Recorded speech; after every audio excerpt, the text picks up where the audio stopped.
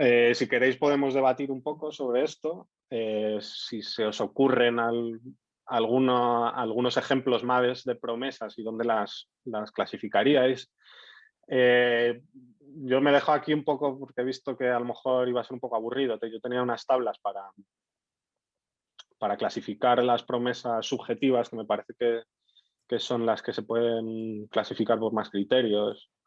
Pues yo qué sé, pues en función, os he dado un poco así desordenado, pues ejemplos de si es una promesa de persona a grupo, de persona a persona, de grupo a persona, de grupo a grupo, o en función del contenido de la promesa, si son negativas o prohibitivas, pues prometer que no vas a hacer algo, de inacción o de acción. Promesas religiosas, políticas, personales, en función de la simetría, promesas reflexivas. Me hago la promesa a mí mismo, por ejemplo, en lo que el viento se llevó. A Dios pongo por testigo que no volverá a pasarme, ¿no? Entonces, esto está prometiendo a sí mismo, en el fondo, ¿no? En función de la dirección, si son promesas de una dirección o en ambas, si son simétricas o no son simétricas, si las acciones de uno implican las del otro. Y luego la temporalidad, etcétera. Pues no sé, podemos debatir o pues, si queréis decir algo, si queréis arremeter contra mis argumentos. Vale, para mí una de las grandes promesas incumplidas ahora mismo es el propio Internet.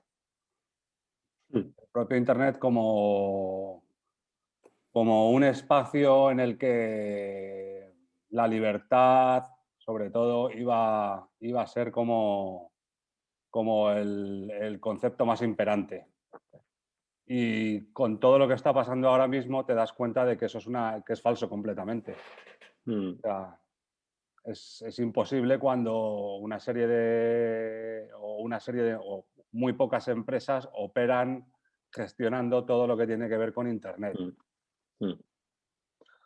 Claro, ahí a mí me parece que ahí lo que está pasando un poco se parece a lo del Bitcoin. ¿Por qué digo esto? Porque Internet muchas veces se ve como algo abstracto. Tú estás en tu ordenador así, conectas el cable, ¿no? Y parece que no pagas a Telefónica o lo que sea. Y parece que no está pasando nada, ¿no? Que eso es magia, ¿no? Pero en el fondo Internet, pues, está compuesto por lo que decían los géneros de materialidad, ¿no? De cuerpos, pensamientos y cosas que no son ni cuerpos ni pensamientos. Internet es sobre todo cuerpos, en gran parte, ¿no? También de cosas que no son pensamientos, también pensamientos. Tiene de los tres, ¿vale? Pero sobre todo son cuerpos en el sentido de que hay una infraestructura que pasa por territorios de países. Es decir, no sé si sois conscientes de la cantidad de cables que cruzan el Atlántico.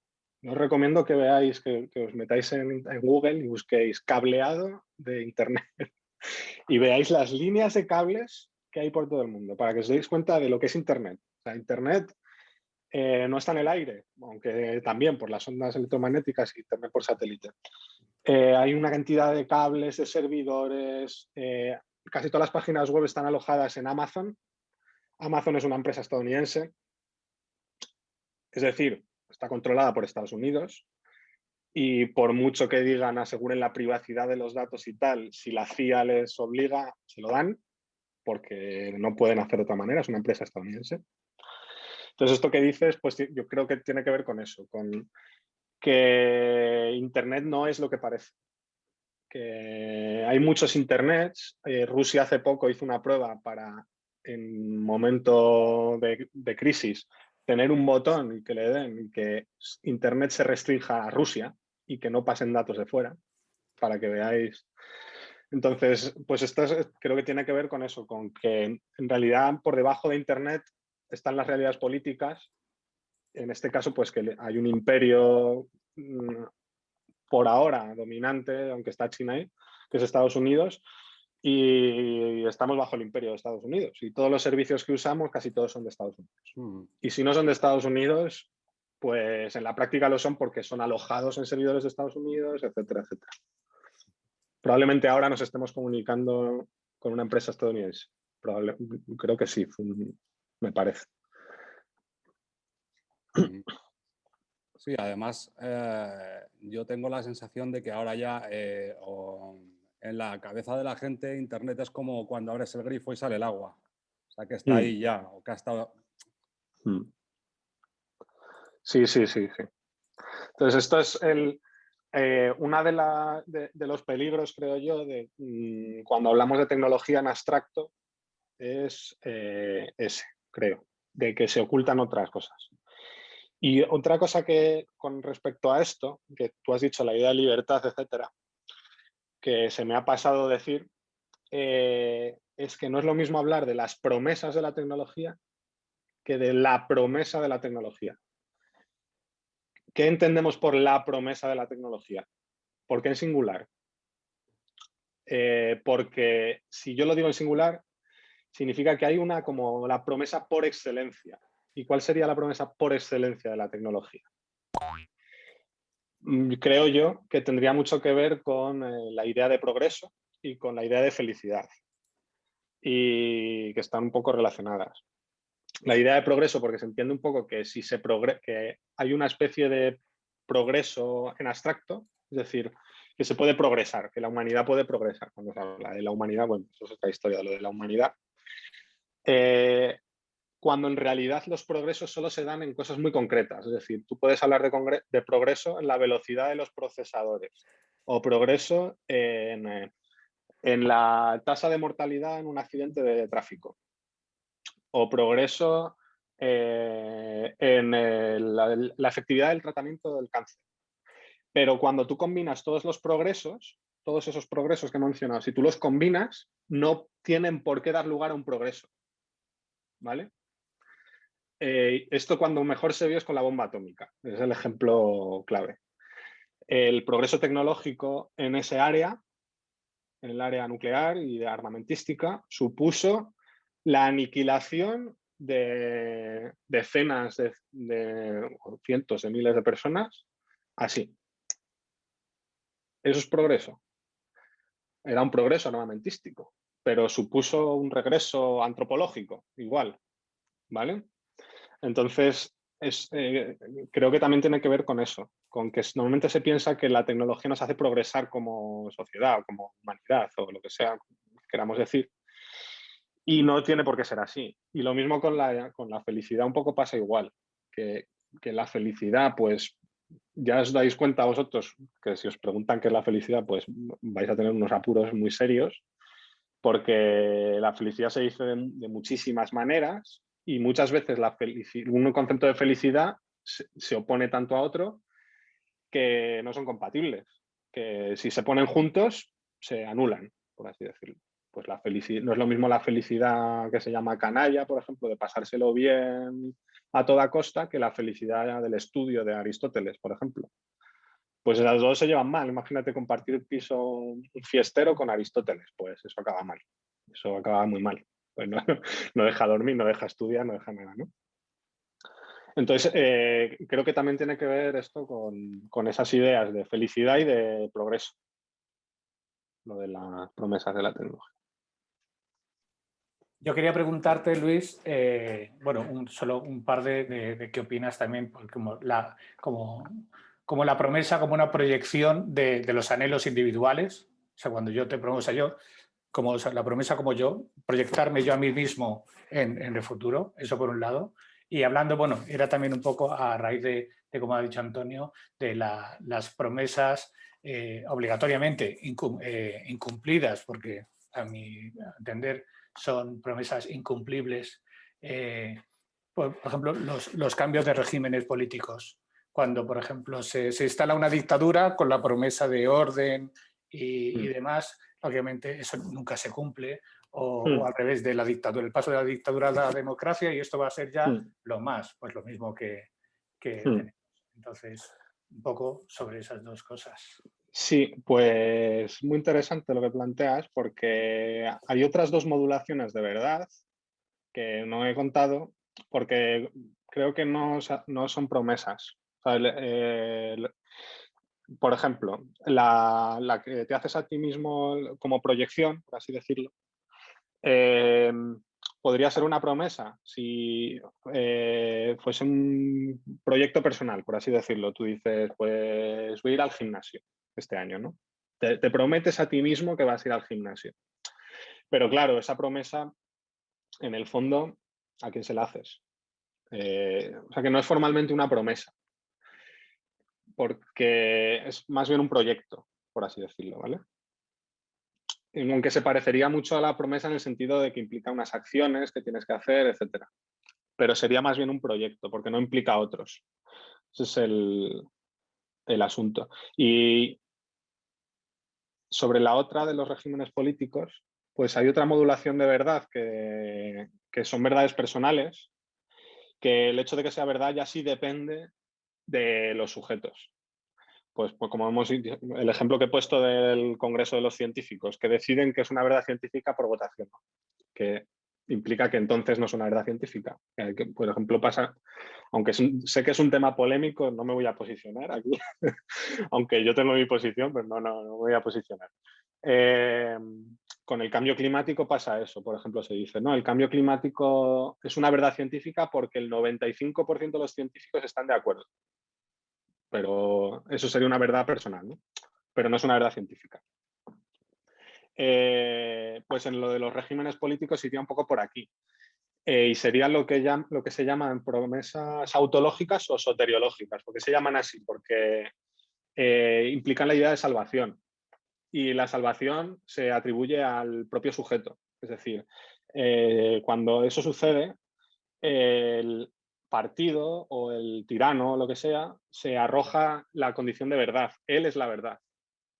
Él te salva. Es como cuando el Dios del Antiguo Testamento dice, yo soy el que soy, ¿no? O el partido es la verdad, por ejemplo. Pues por ejemplo, pues los regímenes pues, nazi o el comunismo también tiene un poco de esto. Es decir, que la verdad es la verdad del partido, por así decirlo, ¿no?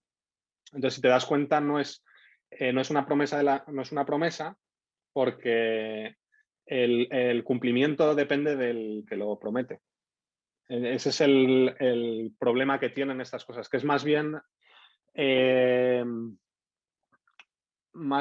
una forma de, pues de engañar o de lo que sea, aunque luego pueda funcionar para otras cuestiones, aunque luego de verdad actúe de alguna manera o permita dirigir la política hacia cierto sitio. Pero creo yo que no es formalmente una promesa, sino que sería otra cosa, porque no estarías en una situación de desventaja, digamos, porque depende del que formula la promesa que se cumpla o no se cumpla. Por eso siempre te puedo decir, mañana, se va a cumplir mañana, ¿no? Como se dice muchas veces, llegaremos al comunismo, pero dentro de 50 años. Y siempre se dice más adelante. O el tirano dice, todo irá bien cuando no sé qué, y siempre es más lejos. Siempre es más lejos. No, ¿No tenéis algún ejemplo de promesa que no sepáis dónde caería? A ver, yo tengo una promesa que hicimos cuando tuvimos que atrasar la charla.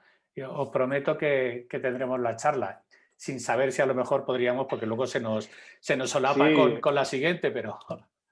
Claro, eso es una cosa que se me había olvidado mencionar, que es que en las promesas... de hecho, lo estaba pensando cuando pasó todo el tema este. Digo, pues es un ejemplo de la promesa de la charla para el viernes pasado y claro, a veces las promesas pues no se pueden cumplir. Porque esto tiene que ver con lo que decía yo al principio de que la existencia es coexistencia, es decir, que nadie existe al margen de otras realidades. Es decir, siempre estamos en contacto con otras o personas o climas, pues en este caso virus, que en mi caso pues no fue el coronavirus, pero yo qué sé lo que tendría. Realidades que no dependen de nosotros, que puede hacer que las promesas no se cumplan, ¿vale?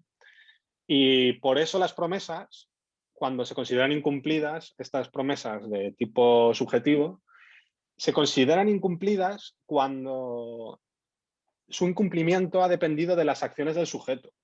Por eso cuando decía las verdades de acción, ¿vale? Si la promesa se incumple por motivos ajenos, que se suelen llamar de fuerza mayor, ¿no? Cosas de estas, ¿no? Pues fuerza, ¿qué significa fuerza mayor? Pues una fuerza que impide que mis acciones se desarrollen. Y como yo no soy un Dios todopoderoso, pues no voy a poder cumplir en ciertas circunstancias mi promesa. Por ejemplo, voy a poner un ejemplo.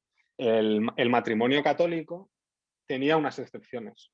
Es decir, el matrimonio católico no se suele decir esto, pero sí que había unos supuestos en los que se podía romper el matrimonio católico oficialmente. O sea, sí que existía el divorcio, la anulación, que se llama, en la Iglesia Católica, y había dos supuestos que eran de fuerza tan mayor como no poder procrear, por ejemplo. Si el matrimonio no podía tener hijos, se podía anular, por ejemplo. Y otro supuesto que no se suele decir mucho por temas ideológicos, el de maltrato. Si se conseguía, claro, había que probarlo, que ahí está el asunto. Si había maltrato tanto del hombre a la mujer como de la mujer al hombre, o solía ser del hombre a la mujer, se podía anular el matrimonio.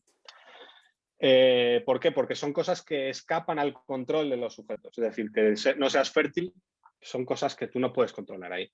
O que tu pareja te pegue, pues no depende de... O sea, el que ha roto la promesa en cualquier caso será el otro. Entonces te permite anular.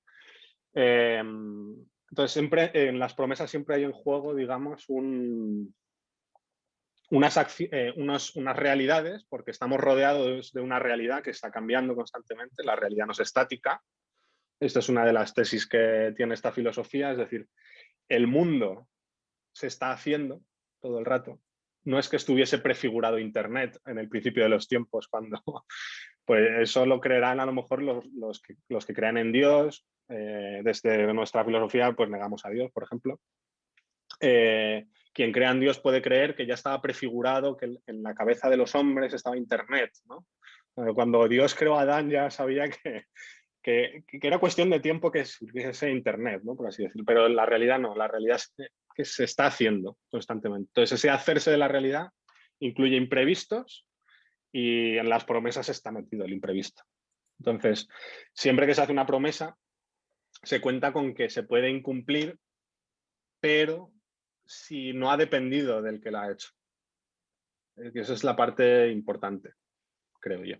No, que ahora que has mencionado el tema de Dios, por ejemplo, me viene a la cabeza el tema de la gran promesa que hay al morir.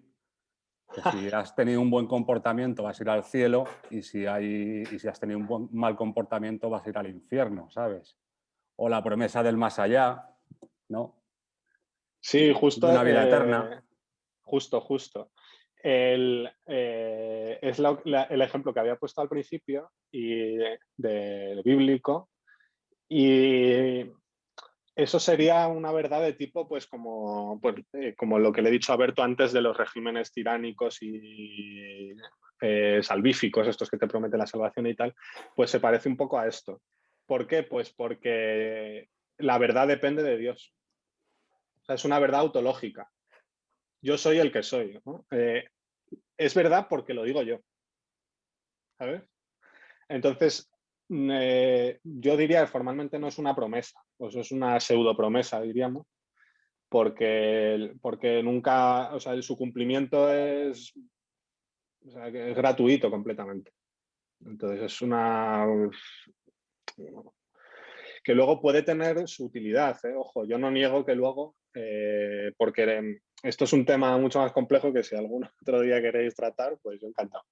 Que es que la idea de Dios, esta cristiana, etcétera, es una idea filosófica muy compleja, que no es tan sencilla como parece, y puede tener su funcionamiento y tal, pero sí que es verdad que esas promesas pueden tener el efecto de hacer pues, que la gente se comporte de determinada manera, por ejemplo. Pues en el caso del cristianismo, pues que sean buenos unos con otros, que se perdonen, etcétera, etcétera, ¿no? Pero la estructura de la promesa, digamos, no es de una promesa como las que hemos hablado de acuerdos y tal, sino es más bien una engañufla, por así decirlo, ¿no? Pero una engañufla muy útil, que puede tener su función social muy importante. Claro.